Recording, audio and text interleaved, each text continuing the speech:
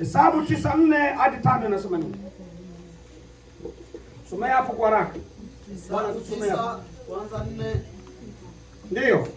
Na kushuka inasema ya kwamba. Inasema nini?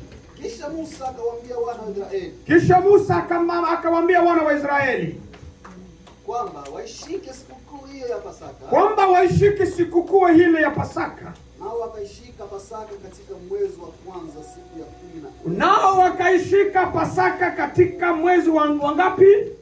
Mwezi wa kwanza. Ndio. 4 ya mwezi. Siku 14 ya mwezi. Mwezi wa kwanza siku 14 ya mwezi. Wakati wa jioni katika bara ya Sinai vile kama hayo yote Bwana. Ndio. Kumwagiza Musa ndivyo walivyofanya wana wa Israeli.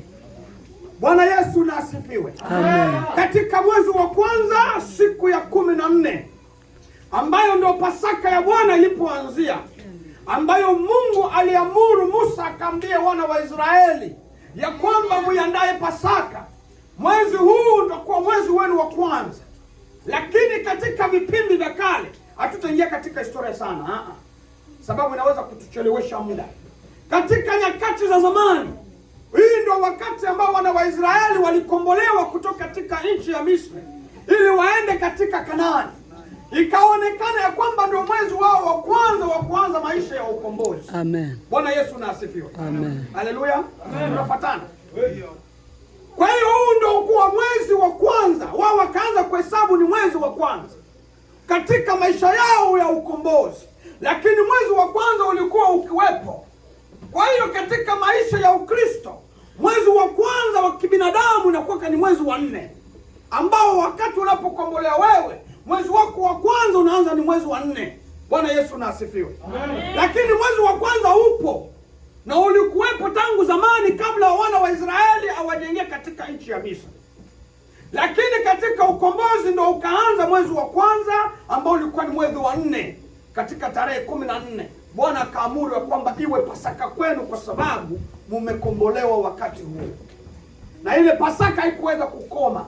Akasema chini yake, anasema itakuwa ya milele na milele. Na ndio maana nyinyi leo muko hapa kwa sababu ya ile Pasaka ya Bwana. Bwana Yesu na asifiwe. Ambayo ilianza katika mwili zamani, lakini leo tunaisherehekea katika roho sasa. Kwa sababu katika mwili haikukuwa hivi. Katika mwili watu ni lazima wachinje minyama, watu wakule, watu wafanye mambo ya ajabu siku hiyo. Wakufurahi watafurahi. Mpaka leo jambo hilo liko Israeli. Bwana Yesu na asifiwe. Mpaka leo jambo hilo liko Israeli. Kwa hiyo katika Pasaka yetu sisi ambao tulio katika Bwana, tutakwenda kuona mambo mawili.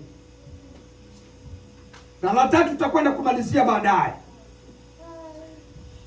Jambo la kwanza ni ukombozi ambao tutakayo kwenda kuona katika Pasaka tulio nayo ya mwaka 2025. Neno la pili tutakaliona ni ondoleo la dhambi. Bwana Yesu na asifiwe. Amen. Na neno la tatu ambalo tutakayo kuona, unaambiwa kwamba usirudi ulikotoka. Kwa sababu walipofanya Pasaka wana wa Israeli, wakaambiwa kwamba msirudi Misri tena. Haleluya. Amen kubwa. Kwa hiyo ukombozi, tunapoongea ukombozi, tunaongea ni mambo mawili ambayo yanaweza kuwa mambo mawili ndani yake. Kwa sababu ukombozi uko tofauti. Haleluya. Amen. Naomba munifuate vyema. Ukombozi uko tofauti.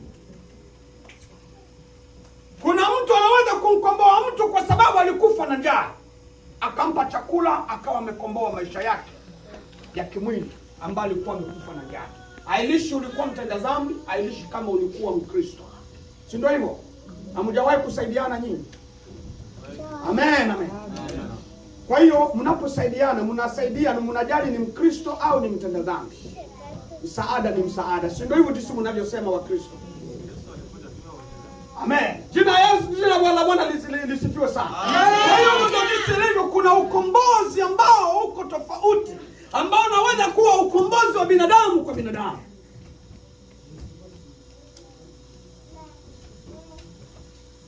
Mtu anaweza kuikomboa nafsi yake. Wewe mwenyewe unaweza kukomboa nafsi yako. Haijalishi wewe ni Mkristo wala wewe ni mpagani. Mtu anaweza kukomboa nafsi yake. Wafalme wa Pili 6:10 inasema nini? Wafalme wa Pili 6:10 inasema nini? Wafalme wa Pili 6 na mstari wake wa 10. Ndiyo. Nasoma katika jina la Yesu Kristo. Ubarikiwe. Nasema ya kwamba mfalme wa Israeli akapeleka watu mpaka mahali pale alipoambiwa na yule mtu wa Mungu. Ndiyo. Na kuadhirishwa. Ndiyo. Akajiokoa nafsi yake si mara moja. Akajiokoa nafsi yake si mara moja. Bwana Yesu na asifiwe. Kumbe mtu anaweza kuokoa nafsi yake wakati unapopata matatizo. Mwenyewe unaweza kuiokoa nafsi yako wakati unapozingirwa na majambazi. Haleluya. Amen. Mtu anaweza kuiokoa nafsi yake anapozingirwa na majambazi. Mtu anaweza kuokoa nafsi yake anapoingiliwa na vibaka. Ukaokoa nafsi yako kwa sababu vibaka vimeingia ndani ya nyumba yako. Kukomboa nafsi ya mtu. Wanaweza kuikomboa nafsi yako. Lakini unapoikomboa nafsi yako, umeikomboaje katika hali gani? Hilo ndio swala la msingi. Bwana Yesu na asifiwe. Amen. Twende katika Samueli wa pili. Anasema nini 19:5? Mtu kuokoa nafsi ya mwingine. Naweza kuokoa nafsi ya mwingine kama jinsi tulivyoleta mfano awali. Samueli wa pili 9. Soma hiyo 19:5 unasema nini? Nasoma Samueli wa pili 19 na mstari wa 5. Ndio. Waweza kukomboa nafsi ya mtu mwingine. Ndio unasema nini? Inasema basi Yoabu akaingia nyumbani mwa mfalme. Yoabu akaingia katika nyumbani mwa mfalme. Akasema nini? Umefedhesha nyuso za utumishi wako wote. Ndio. Waliokuokoa leo roho yako. Ndio. Waliokuokoa roho yako leo na nini? Na roho za wana wako. Na roho za wana wako. Na roho za binti zako. Na roho za binti zako. Na roho za wakezo. Na roho za wakezo. Yaani wake zako. Na masuria wako. Na masuria wako. Bwana Yesu na asifiwe. Amen. Huyu mfalme akakomboa nini? Nafsi za wake zake. Si ndio hivyo? Leo unaweza kumwambia mchungaji hapa mmoja akasimama akasema mke wangu ndio yule nami nampenda sana. Haleluya. Amen. Hajasema wake zangu ndio wale nami nawapenda sana. Mlisikia hilo neno? Hapana. Akasema mke wangu ndio yule nami nampenda sana. Lakini mfalme huu akaokoa nafsi za wake zake. Kuokoa huku kulikuwa kuokoa kwa aina gani? Ndio swali la msingi. Anaokoa nafsi za wake zake kwa sababu vibaka vilimwingilia. Haleluya. Haijakuwa kuokoa kula ambako sisi tunahitaji zaidi sana katika siku ya Pasaka ambayo tulio nayo siku ya leo. Kwa hiyo wokovu, mtu anaweza kuokoa nafsi ya mtu mwingine. Mimi naweza kuokoa nafsi yako na mimi pia naweza kuangamiza nafsi yako. Hapo kuna mambo mawili. Naweza kuokoa nafsi yako na naweza kuangamiza nafsi yako. Kivipi? Ili mtu apate kuanguka kiroho, itahitajika mtu mshetani mtumie mtu mwingine ili wewe uanguke kiroho. Haleluya.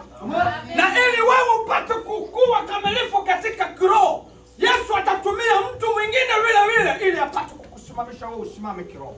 Amen. Hapo ndio jinsi ilivyo kuokoa nafsi za watu. Mtu mmoja anaweza kukwambia achana pale, ile kanisa hakuna watu, achana pale. Hiyo ndio jinsi ilivyo katika maisha tunayoishi katika nchi ya Canada, tuseme Ulaya wote mzima. Mtu anaweza kuokoa nafsi yako. Shetani anatumia mtu mmoja aokoe nafsi yako. Na shetani anatumia kuangamiza nafsi yako. Na Mungu naye pia anatumia mtu mmoja ili aokoe nafsi yako. Kwa hiyo mtu aanguke kupitia mtu mwingine na mtu aokoke kupitia mtu mwingine. Kwa kuwa Mungu hataituma sauti kutoka mbinguni ukaisikiliza kama jinsi Musa alivyosikiliza kipindi kile. Anatuma mtu. Haleluya. Amen. Tulikuja hapa leo siku ya Pasaka tujumuike pamoja. Lakini kuna wale ambao watakayokoa nafsi yao leo kwa sababu Mungu amemtuma mtu mmoja kutoka Drummondville naye akawapasha habari. Jina la Bwana libarikiwe. Amen. Hivyo mtu anaweza kumtumia mtu mwingine kutoka Grenby naye akakuongoza vibaya kabisa au akakuongoza vizuri. Shetani anaweza kumtumia huyo mtu. Bwana, twende vilauni tunywe pombe zetu, leo ni siku ya Pasaka, achana na Wakristo washerekee vyao na sisi tusherekee kivyetu. Haleluya. Na ukaona kweli ni siku ya furaha, kwa njia ipo, sitaenda kazini kesho wala kesho yake, kwa hiyo ni lazima na wakati wangu wa kufurahi sasa. Haleluya. Ukawa sasa wewe umetekwa nyara kwa sababu shetani amemtumia mtu mmoja kuja kuangamiza roho yako. Mtu kokoo mwingine. Twende katika Samueli wa kwanza 30:18 inasema nini? Ukombozi wa mwili. Ndio huu tuko nao mahali hapa. Kuokoa nafsi ya mtu. Samueli wa kwanza 30:18 inasema nini? Samueli wa kwanza 30:12 18 tunasoma katika jina la Yesu. Ubarikiwe. Inasema ya kwamba. Inasema nini? Daudi. Soma kwa ile ambayo nimekupa mike, watu wasikie wapate kabari. Watu wapate kabari. Inasema nini? Tunasoma neno la Mungu. Inasema nini? Soma hilo. Tunasoma inasema ya kwamba. Ndio. Daudi akawapokonya wote waliokuwa wamechukuliwa na Wamaleki. Naye Daudi akaokoa wakeze wawili. Amen. Daudi akaokoa naye wakeze wawili, wake zake wawili, akaokoa na wote ambao walikuwa wameshikwa mateka. Haleluya. Leo hii waweza kuokolewa kwa sababu umeshikwa mateka. Nikajumuika mimi kukuokoa wewe. Haijalishi sijue wewe ni mtu wa aina gani katika maisha yako. Lakini ninaposikia kwamba wewe umeteswa mahali, naweza nikatume vikosi nami nije nikakukomboe. Kama leo hii udongo wetu umevamiwa, ndugu zetu walio nje wamevamia udongo wetu, hapo ni rais asimame ili akatume majeshi kwenda kukomboa watu waliotekwa mateka. Haleluya. Haijalishi kama yameokoka wala hajaokoka. Yeye anasema wale ni watu wangu, ni lazima niwakomboe. Lakini ndani yake kwa wale anaowakomboa kuna vibaka, kuna washarati ndani yake, kuna wale wanaoiba na kuua, kuna wale wanaotesa watu na kuingilia watu manyumba na bunduki. Hao wamo ndani kwa wale anayeenda kukomboa, si ndio hivyo? Atasema kwamba wewe unakuwa unashika bunduki usiku, basi wewe baki sitakukomboa. Haina, kwa sababu mtu anaweza kukomboa mtu mwingine. Daudi akakomboa naye wake zake wawili na wote waliokuwa wameshikwa mateka. Haleluya. Naweza kukomboa wewe kama ndugu. Twende katika Samueli huyu wa kwanza 7 yake inasema nini? Naweza nikakuokoa wewe kama ndugu. Jinsi tunavyopenda ndugu zetu tuliowaacha Nyarugusu. Twende, inasema nini? 7. Samueli wa kwanza 7 inasema nini? Soma Samueli wa kwanza na 7 yake. 7. Twende 7:14 inasema nini? 7:14 tutakutie na wewe pia kutoka 3:7. Nayo miji ile Wafilisti waliokuwa wamewapokonya Israeli ndio tena kwa Israeli. Ndio mpaka Gati. Ndio. Na Waisraeli wakauokoa mpaka wake. Ndio. Tena kulikuwa na amani kati ya Israeli na Waamori. Bwana Yesu na asifiwe. Jina la Bwana liinuliwe. Kumbe hata mtu anaweza kuokoa udongo. Udongo tu unaweza kuokoa. Mtu anaweza kuokoa mipaka yake. Haleluya. Waweza kuokoa mipaka ya nyumba yako. Mimi tulikuwa na matatizo huko nyumbani nilikotoka. Jirani yetu wakati wa vita aliingia sana ndani ya mipaka wetu. Akachukua karibuni mita sijui kama 5. Ilibidi mpaka twende kwa makapita, twende mpaka serikalini kwa sababu ya kukomboa udongo wetu. Udongo nao pia umeokoka. Haleluya. Kumbe hata mtu anaweza kukomboa hata udongo. Kwa hiyo usijali ya kwamba mtu anasema kwamba nimeokoka. Haleluya. Ameokoka vipi? Ndio neno la msingi. Mtu huyo ameokoka vipi? Kwa sababu mtu anaweza kukomboa hata udongo. Ukaukomboa udongo, ukakomboa mipaka yako, ukakomboa nchi yako. Tutaenda na nchi nayo pia itaenda mbinguni. Haleluya. Mungu anaweza kuokoa.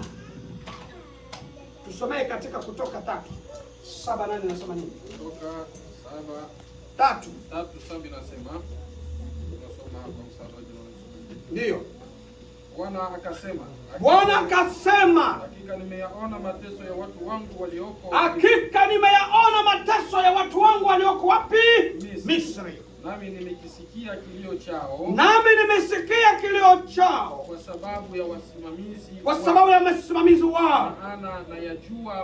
Maana nayajua maumivu yao. Nami nimeshuka ili niwaokoe na mikono ya Wamisri, niwapandishe kutoka nchi ile hata nchi njema, pana ijaayo maziwa na asali, hata mahali pa Mkanaani na Muhiti na Mwamori na Mperezi na Mwivi na Myebusi. Bwana Yesu na asifiwe. Mungu akashuka kuja kuwakomboa wana wa Israeli. Ndio wakati huu Pasaka imeanza kama jinsi tumekusanyika leo.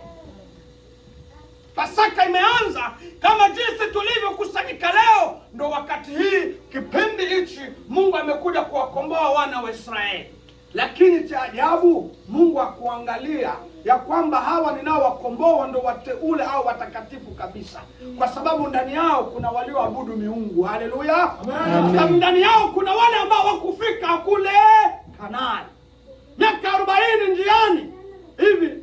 Katika umri wangu huu tangu nilipozaliwa mpaka ndio huu sasa ndio nimefika sasa Kanaani. Hebu katika miaka 40 bangikuwa barabara moja kutoka hapa mpaka Afrika, tusingeweza kufika kwa miaka 10 kweli? Amen. Kwa miaka 10 tusingeweza kufika. Miaka 10 tungeweza kufika vizuri kwa mguu. Haleluya. Amen. Tunapiga wiki moja tunatembea, siku 2 tunapumzika. Kwa miaka 10 tungeweza kufika Afrika. Lakini wenzetu wamefanya miaka 40. Tena nafasi ndogo. Ukiona Egypt uende kwenye Carte du Monde, uone kwenye Egypt iko na uone kwenye Israeli iko. Ni nafasi karibu sana kuliko kule kutoka Kongo au kutoka Tanzania na kufika Kanada. Kanada ni mbali sana. Bwana Yesu na asifiwe. Jina la Bwana liinuliwe. Amen. Mungu akaja akawaokoa wana wa Israeli katika nia hiyo ya watu wanaokolewa kwa hali zozote.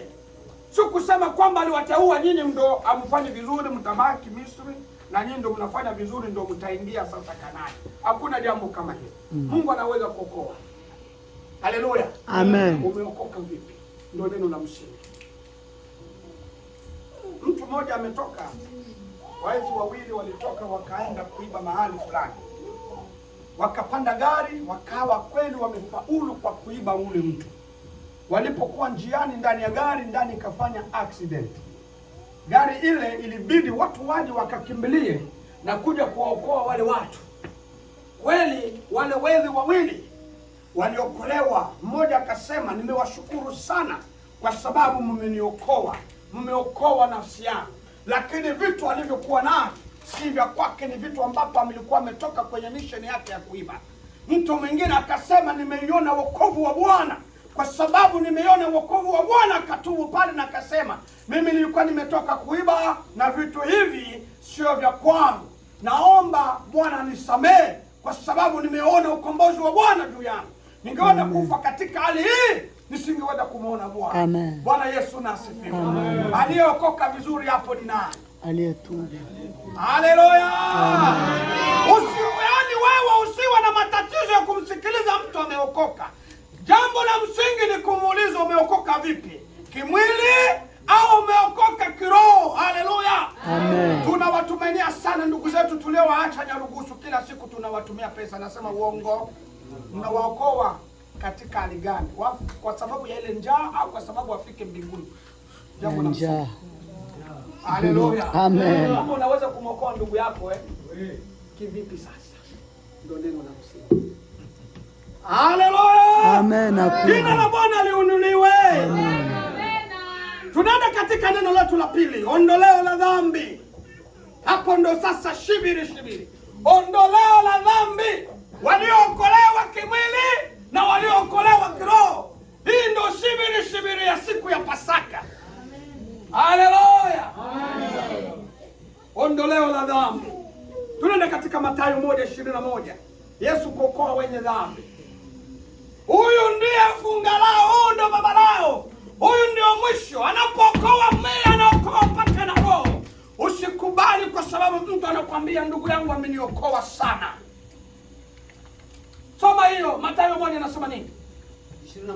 1:21 nasema nini?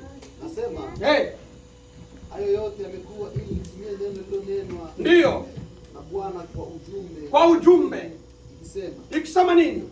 Kama bikira atachukua mimba, ndiyo, naye atazaa mwana, ndiyo, au atamwita jina lake Emanueli, ndiyo, yaani Mungu pamoja nasi. Endelea kushuka chini, nasema nini?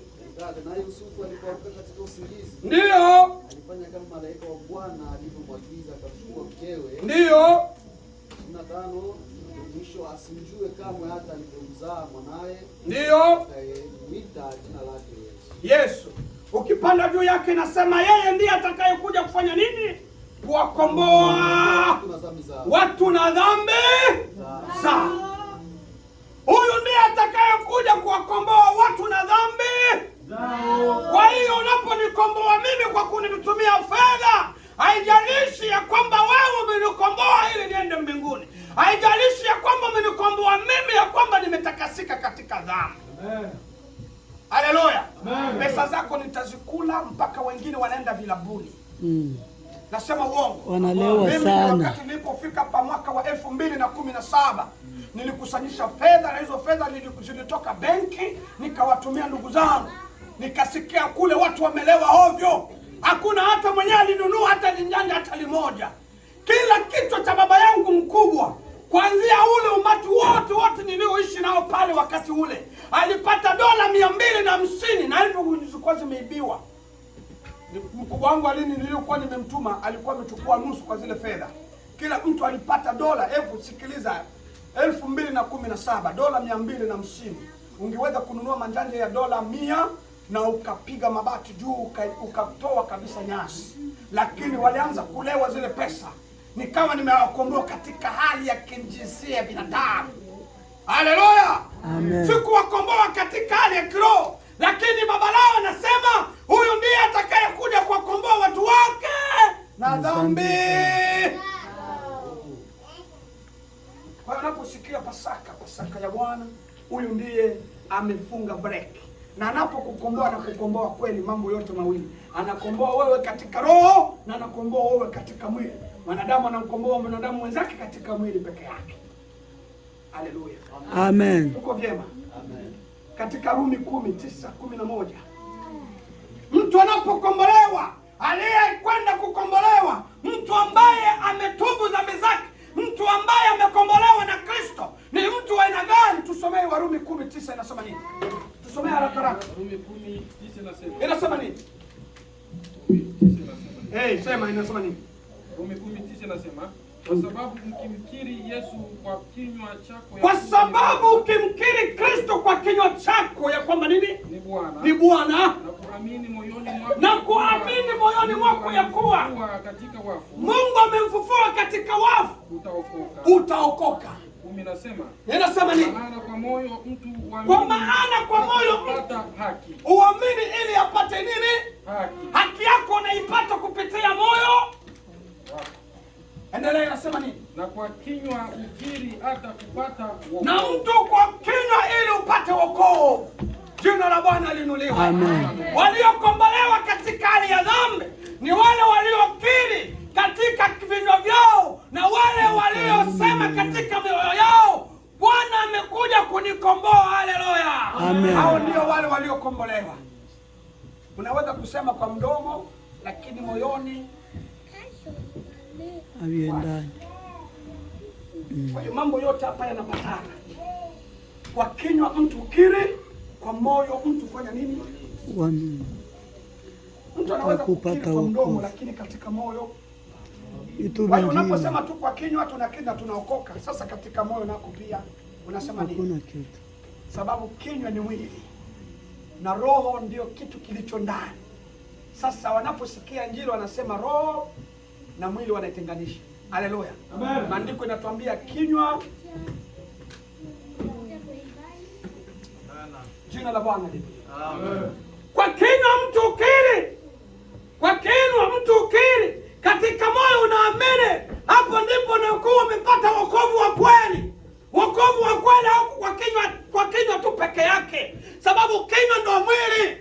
Hapo tungekuwa na shule nyingine tungeweza kupambanua kwa nini Mungu ameweza kuweka mwili, kwa nini lakini Mungu ameweza kusema roho pia, kwa sababu vitu viwili hawezi kuachanisha, ni vitu ambavyo vinaenda sambamba. Jina la Bwana linuliwe. Mtu kama ni mzima ni kwa sababu anapumua, si ndio hivyo? Amen. Hivi mtu pumzi ikienda anaambiwa nini tena? Ni mtu mzima huyo, Amekufa. anakuwa ni mzoga. Na ndio maana Bwana asingeweza kuliacha neno la kwamba katika moyo wako, isiwe kwenye kinywa tu. Hiyo ndio maana.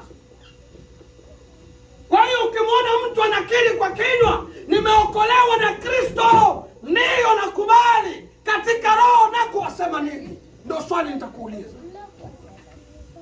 Katika roho unasema nini? Katika roho wasema nini?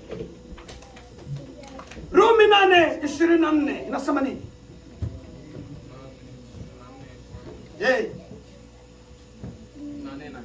Nanena nini? Rumi 8:24 Nanena nini?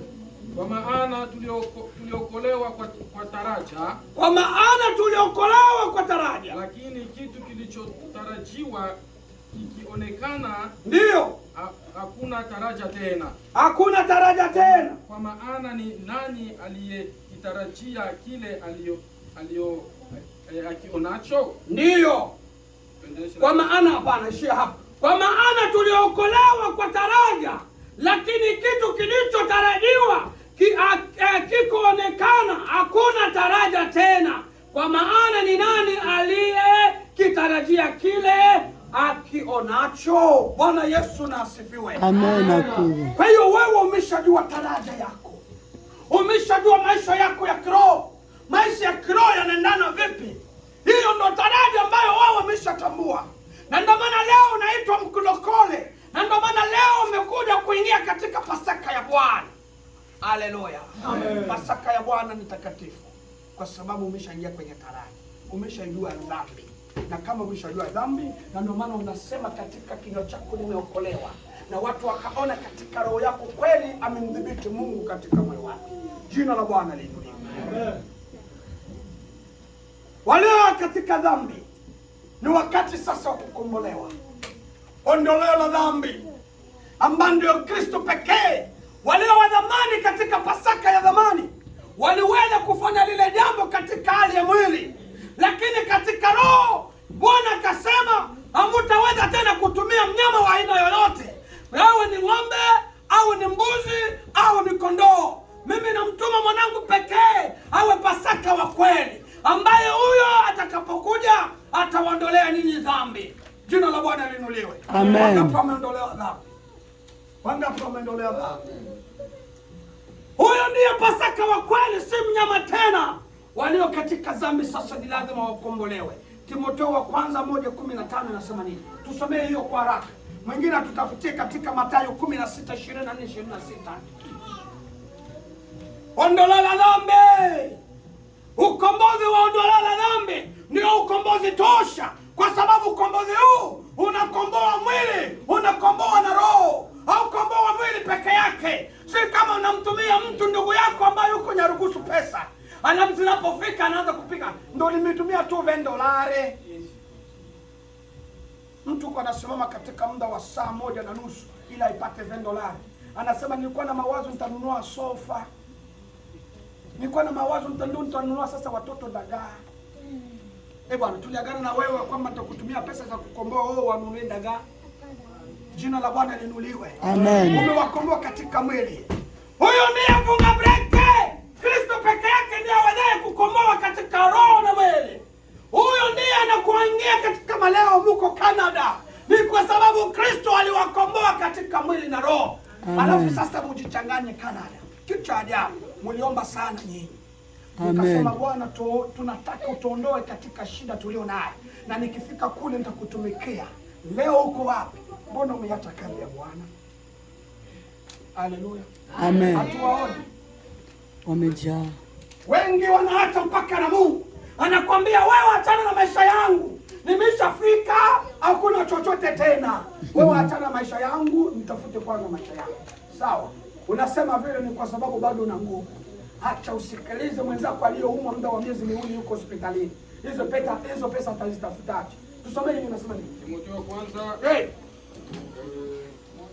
1:15 inasema nini? Ndio. Ni neno la kuaminiwa. Ni neno la kuaminiwa. Tena lastahili kukubalika. Tena lastahili kukubaliwa kabisa. Ya kwamba Yesu alikuja awaokoe wenye dhambi. Ambao wa kwanza ndio mimi hapa. Bwana Yesu nasifiwe. Amen. Ni neno la kuaminiwa. Ambalo linastahili kukubaliwa. Amen. Ambaye alikuja kukomboa wenye dhambi. Wa kwanza ndiye mimi Samuel Kena Fadhili. Wa pili ni nani? Pandisha mkono. Haleluya. Amen. Jina la Bwana liinuliwe. Amen. Ndio ukombozi ulio bora duniani kuliko ukombozi wote. Yes. Unaweza kunitumia pesa za kila aina. Haijalishi wewe umenitumia, umenijengea nyumba. Wokovu ninaotafuta ni wokovu wa Kristo peke yake. Amen. Umekombolewa vipi? Ndio neno la msingi. Ni neno gani la aminiwa, nistahililo kukubaliwa. Ba Yesu alitujia, awaokoe wenye makosa. Wa kwanza mimi wa wenye dhambi, lakini ninafurahi sasa, sababu Yesu alitujia, awaokoe wenye makosa. Bwana Yesu nasifiwe. Ukombozi katika dhambi ambao unafanana na Kristo peke yake. Hawezi kupata ukombozi mwingine tofauti na wa Kristo. Ukitaka wende kwa Muhammad, ukitaka wende kwa kibangiste, lakini Kristo peke yake ndiye awezaye kukomboa hili. Amen. Mtafute mwingine atakaye kukomboa katika dhambi. Ukikataa ukombozi wa Kristo, wewe mtafute mwingine. Tunaimba wimbo.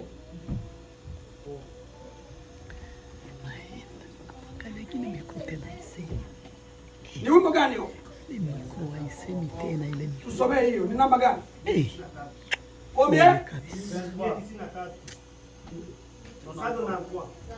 Sano na Ntrua. Tunaimba hii wimbo. Amen. Kwa sababu ya Pasaka ya Bwana. Kwa sababu ya Pasaka ambayo imekwenda kusimama mbele yetu siku ya leo. Ni neno gani? Ni neno nzuri la aminiwa, listahililo kukubaliwa, ya kwamba Yesu alitujia, awaokoe wenye makosa. Wa kwanza meme wa wenye dhambi, lakini ninafurahi sasa, sababu Yesu alitujia, awaokoe kwa damu yake. Mwokozi wetu yunasi hapa, atenda kazi kwa nia yake, awasha moto rohoni mwetu, uwezo gani utampinga? Viziwi wanasikia sasa, viwete wanatembea sawa, ukoma watakasika, yake ya udili. E Bwana Yesu tupulidhie, tujaze Roho Mtakatifu, uwaamshe waliokufa katika dhambi, uwaangaze. Fungua mbingu unyeshe mvua, panapo kiu na jangwa tupu, uligeuze likachanua, na kufurahi kwa shangwe kuu. Na mataifa wa kusujudu mahali pa miguu pako. Amina wako ni utukufu na sifa zote, haleluya. Amina wako ni utukufu na sifa zote, haleluya. Amina wako ni utukufu na sifa zote, haleluya. Amina wako ni utukufu na sifa zote. Amina wako ni utukufu na sifa zote. Bwana Yesu nasifiwe. Amina. Bwana ni utukufu na sifa zote. Haleluya. Astahili kunikomboa. Nastahili kumsifu Bwana wangu alinikomboa. Wewe ambao bado uko katika dhambi, ni wakati huu wa Pasaka ukombolewe. Ni wakati huu wa Pasaka uondoke kule uliko.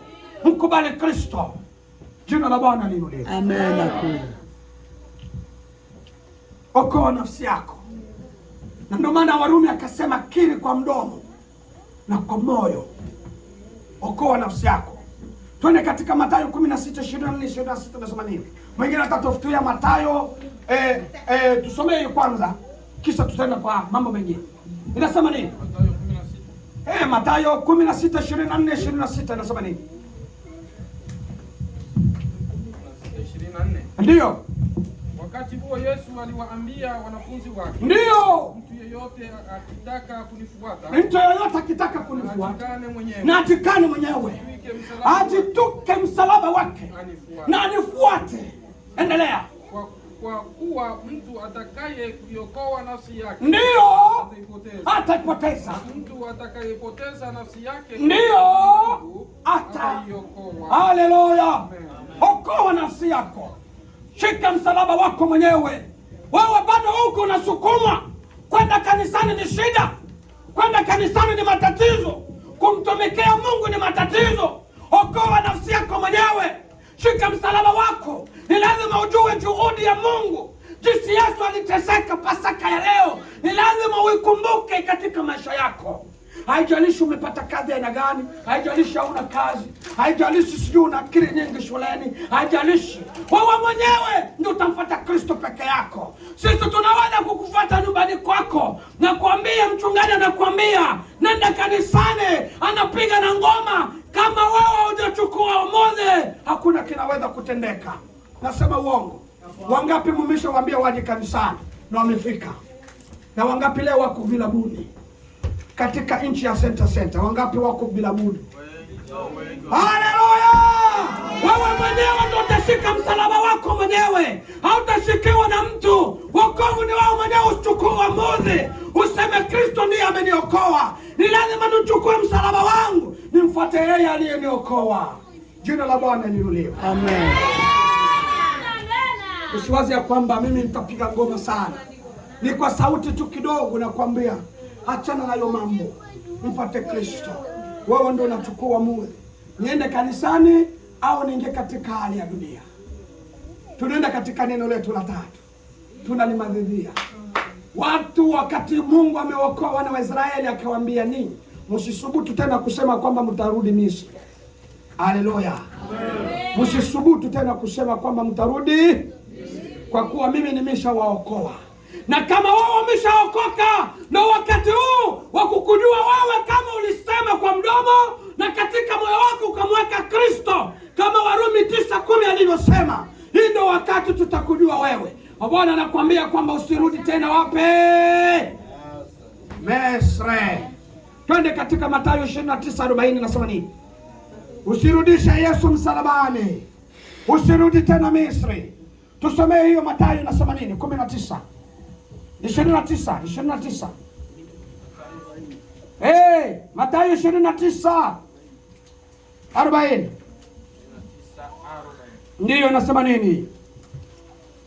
Mathayo 29:40 nasema nini?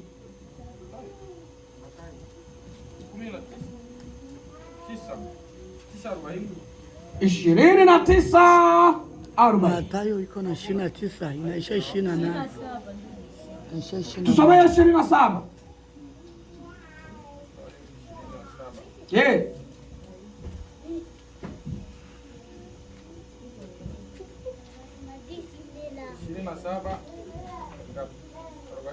Tusomee hiyo 40 kwanza tusikie. Mathayo 27:40 nasema, ewe mwenye kulivunja hekalu na kulijenga kwa siku 3. Ndio hapa tulikuwa tunatafuta. Ewe mwenye kulivunja hekalu na kulibomoa muda wa siku 3. Jiokoe nafsi yako. Ikiwa wewe ndiye mwana wa Mungu. Msalabani. Shuka wapi? Msalabani. Akawa na muziki Bwana. Wakati huu ni wakati mgumu sana, ambao kila mtu ndivyo anavyosema wakati alipofika katika ardhi hii ya Kanada. Anamwambia kama wewe ni mwana wa Mungu, fanya jinsi upendavyo, na mimi nafanya jinsi nipendavyo. Haleluya. Wewe ujishushe msalabani, ufanye jinsi upendavyo, na mimi nina maisha yangu, usiniingililie. Watu wakaanza kumziaki Kristo wakati walipofika ardhi ya Kanada. Walipokanyaga mahali hapa, watu wakaanza kumziaki na kumwambia Kristo, wewe shuka msalabani. Kwa hiyo unampandisha tena Kristo msalabani. Haleluya. Unamshusha. Yaani wewe unampandisha tena Kristo msalabani. Pale huyu angeweza kuwa na akili nyingi, angeweza kusema Bwana nihurumie. Lakini anamwambia wewe, kama ni mwana wa Mungu kweli, shuka kwanza msalabani tuone. Yaani anampandisha tena. Jina la Bwana linuliwe. Umempandisha mara ngapi Kristo wakati ulipofika Kanada? Mara ngapi umempandisha kwenye msalaba? Ndio jambo la msingi wewe mwenyewe ujiulize, kwa sababu kwa kinywa chako mwenyewe ulikiri na kwa moyo ukasema mimi nimeokoka. Haleluya. Ndio wakati huu wa kujua Pasaka ya Bwana unaisherehekea vipi. Usirudi ulikotoka Misri. Wakorintho wa kwanza 5:7-8 nasema nini? Wakorintho wa kwanza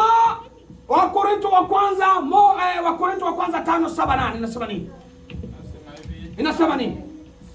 7 hadi 8. 7 inasema nini? Jisafisheni. Basi jisafisheni. Mukatoe ile chachu ya kale. Mukatoe ile chachu ya kale. Kuwa donge jipya. Ili mpate kuwa donge jipya. Kama vile mlivyo kutiwa chachu. Kama vile jinsi mlivyo mkuweza kutiwa chachu. Kwa maana Pasaka wetu amekwisha kutolewa. Kwa maana kwa Pasaka wetu amekwisha kutolewa juu ya nini? Kuwa sadaka. Yaani Kristo. Basi na tuifanye karamu kwa chachu ya kale, kwa chachu ya uovu na ubaya yochachika, hiyo weupe wa moyo na kweli. Bwana Yesu nasifiwe. Amen. Huu ndio uwepo wa moyo. Si usifanye karamu ya Pasaka ya Bwana ambayo imeshatolewa sadaka, wewe ukaifanya kwa ile chachu ya kale. Hivi mnaelewa neno hili? Tungeweza kuwa na mafundisho hapa, tungifafanua neno hili. Chachu ya kale ingeweza kuchukua hata mwezi mzima tunafanya mafundisho. Chachu ya kale. Hivi tunajua chachu? Mkifaransa tunasema nini? Kifaransa tunasema nini wa Faransa? Mkifaransa mnapopika mandazi mnafanyaga nini? Mnaweka si ndio levire mkifaransa? Ile ambayo mnapika mandazi na vimba ndio chachu. Haleluya! Kwa sababu gani Bwana aliwaambia wasiweke kwa chachu ya zamani? Kwa sababu chachu ya zamani ilikuwa ni alama ya uovu na ubaya. Na ndio maana Bwana anasema Pasaka yake ni takatifu. Usifanye kwa chachu ile ya zamani, bali muwe mubadilishe, muwe donge jipya. Huo ndio usafi wa moyo katika maisha yetu. Umesherekea vipi Pasaka hii? Neno la msingi jiulize. Haleluya. Wewe umesherekea vipi Pasaka hii? Tunaposema kwa chachu ya zamani, hapa kuna mambo mengi na kuna vipengele vingi. Tusomee katika Wakorintho wa kwanza, tufafanue kidogo kabla tujamaliza. Hii ndio andiko letu la mwisho. Wakorintho wa kwanza 5. Inasema nini? 7. 5:17. Tusomee 5:17. Achana 7. 5 Wakorintho wa pili 5:17. Bwana Yesu na asifiwe. Amen. Jina la Bwana liinuliwe. Unasherehekea Pasaka hii kwa chachu ya zamani au umeshakuwa donge jipya? Kwa sababu waliokolewa si kwa chachu ya zamani tena, bali kuwa donge jipya. Na huo ndio usafi wa moyo ambao utakaofanya wewe upate kuokolewa siku ya leo ya Pasaka. Uisherekee vyema Pasaka hii. Wakorintho wa pili 5:17 inasema nini? Inanena nini? 5:17 inanena nini? Hata imekuwa ndio akiwa ndani ya Kristo, ndio kiumbe kipya. Amekuwa kiumbe kipya. Ya kale yamepita, tazama yamekuwa mapya. Bwana Yesu asifiwe. Ya kale yamepita, tazama yamekuwa. Hebu tusikilizane kidogo kabla hatujamaliza. Hivi umeshaokoka? Kweli umeokoka, lakini wale marafiki zako wa zamani bado nao. Kuokoka wewe unaweza kuokoka. Kuokoka ni kinywa, kuokoka ni matendo. Wokovu ni matendo. Kama bado wao wamesema kwamba umeokoka, lakini bado una marafiki zako wale wale wa zamani, haujaokoka bado. Amen. Haleluya. Aliokoka anaonekana. Wokovu ni maana yake. Wokovu waliokombolewa wana wa Israeli na huu ambao sisi tumekombolewa huko tofauti.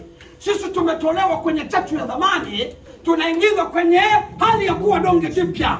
Na ndio maana hii ni lazima tubadilishe maisha yetu. Kama nilikuwa na rafiki wale wa zamani, lazima niachane na wao. Hata mivalio yako wakati ulipokuwa katika dunia ni lazima uachane nayo, ubadilike, uvae vema. Haleluya. Amen. Kwa sababu ni lazima mtu kaone kwamba kweli umebadilika. Hata niwape mfano mmoja. Mtu mmoja anapokuwa katika dunia na anapookoka, watu wanasema nini? Aonga sisulu. Ndio wokovu. Haleluya. Amen. Tena mtu ambaye alikuwa katika wokovu akianguka anasema tatenji ile. Oya ule. Haleluya. Nasema Mungu. Wanakuambia tatenji ile. Bola kwa bachinusu kwa mtu munda na mabao. Tabusha tao. Tulisema sisi ya kwamba ulokole ambao mlikuja hapa mnavamia hamtaenda popote, kwa sababu alikona wewe zamani ulikuwa katika hali iliyo njema, na ndio maana wanaanza kukuziake. Lakini wakati tena ulipokuwa katika dunia, watu wakasema, wakaona jinsi ulivyookoka, watu wakaanza kusema ule tungali naye, achana naye, hajaokoka ule, tungali tunakutanana naye huko. Haleluya. Hajaokoka, lakini kweli ndani yako ukawa umeokoka. Ni lazima utakaposikia hayo maneno yatakuumiza. Utasema wale sio marafiki. Na wakati wowote ule kama umeshaokoka, unapokutana na wale marafiki zako wa zamani, watakwambia bwana, upata elimu. Langanji la dunia. Haleluya. Jina la Bwana liinuliwe. Hata mavazi yako ni lazima badilishwe. Watu wanapokuona umeokoka, wasema yule ndio yule wa zamani au ni huyu wa sasa, au wewe umefanana naye. Acha kwanza niangalie sura, acha kwanza nimuite kwanza Antoinette. Ndio mimi, ndio wewe. Aseme mimi nilikuwa nakufananisha, nikawaza nenda mwisho kwa mabasi, kumbe ndio jinsi ushakuwa hivi. Ni hatari sasa. Umekuja sasa moto, umekuja moto sasa. Ndio Antoinette huyu ambaye tunamjua, ndio wewe huyu. Kumbe jinsi ulikuwa navaa ndio jinsi unaanza kuvaa hivi. Tunakuangalia bado tunakutizama. Haleluya. Amen. Si kwa tatu ya zamani tena, bali kwa tatu kwa nani, kwa hali ya moyo wa kiundani. Ndio hii Pasaka ya Bwana tulionayo. Unapobadilika, unapobadilishwa na Kristo, unabadilika kila kitu. Mivalio, kutembea kwako, vilabuni, marafiki wabaya unaachana na wao. Hiyo ndio kubadilika. Hiyo ndio kuokolewa. Unakuwa umejitenga nao. Si kwamba wakimbie. Hapana, ujitenge nao. Kujitenga nao si kwamba hawezi kuwa pamoja nao, bali utakuwa pamoja nao ukiwaonyesha njia ya mbinguni. Na kuambia muondoke huko mliko, huku kwangu kuna raha na furaha. Amen. Haleluya. Amen. Sijakwambia kwamba enda nao, lakini waambie huyu ndio Antoinette wa zamani. Huyu ndio Samueli wa sasa. Sio ule wa zamani nilikumulikuwa naye. Huyu ni wa sasa. Mimi nimeshakombolewa na Kristo. Pasaka ya Bwana imeshatukomboa, ambaye yeye ndiye mwana kondoo wa Mungu aliyotolewa Pasaka nzima. Jina la Bwana liinuliwe. Tusimame sisi sote. Ni wakati wetu wa kusherehekea Pasaka yetu. Kwa wale ambao wameshakombolewa na wale ambao wanajisi kwamba bado wana madukuduku ndani yao, bado wana marafiki wale wa zamani, mivalio bado ni ile ile ya zamani, na huko anajita yeye ni mlokole, bado yeye anaangalia na ile maisha ya zamani, na huko bado anajita yeye ni mlokole, bado una mizigo, bado una mizigo. Ni lazima ubadilike. Ya zamani onekane ni ya zamani, na ya sasa onekane ya zamani. Kama unaona bado hujatosheka, pandisha kidole pale ulipo, pandisha kidole. Ni wakati wako wa kukaribia. Wachungaji wapo wakupe nguvu za Mungu ndani yao. Hebu sikiliza. Musa aliwapa wana wa Israeli nguvu. Yeye ndiye alitoa nguvu kwa Mungu na kawapa. Wakati ule Roho wa Bwana kukua kwa watu wote, ilikuwa tu kwa makuhani. Na makuhani wale ndio walikuwa nakabidhi ile roho kwa wenzao. Kwa hiyo makuhani wako hapa watakukabidhi nguvu za Mungu. Nani mpendo watu ambaye anaona kwamba hajaingia katika Pasaka iliyo njema ya Bwana? Pandisha kidole. Pandisha kidole.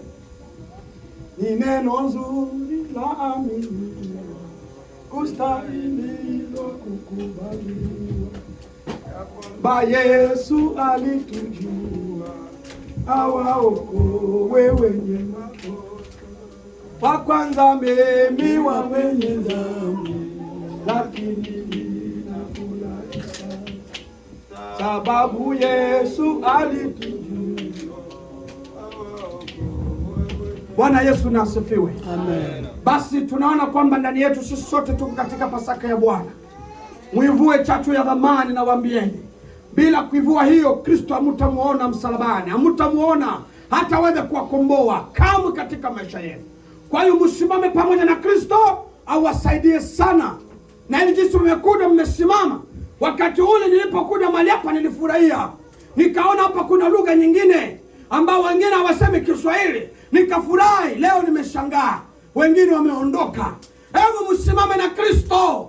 Simameni na Kristo. Msisikilize aliyo huko nje. Mubadilishwe kuwa donge jipya.